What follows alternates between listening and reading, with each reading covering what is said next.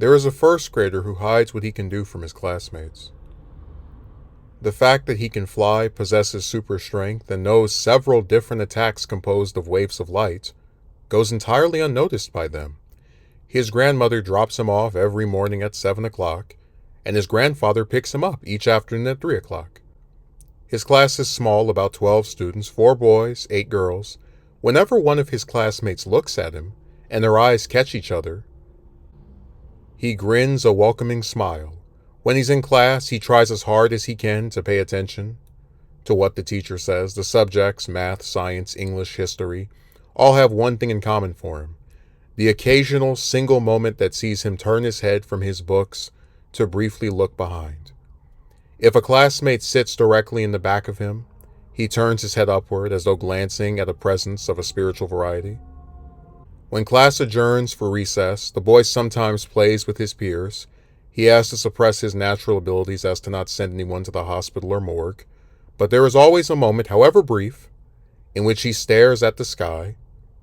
His long, dark brown hair begins to ruffle as the wind seems to hold him in place, even if just for seconds.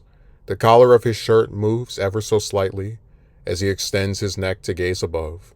One instance of this saw a classmate come up to him, her hands to her back. "What are you looking at?" the girl asks. "My brother," he answers. "Is he dead?" The girl put her hand over her mouth, as though to realize she had been too blunt in her curiosity. The boy looks at her and smirks. "No," he says. "He saves people from being dead, though."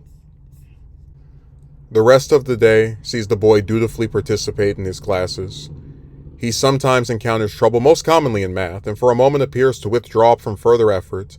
But then as he sits there motionless, it is as though he can hear a voice imploring him to keep going.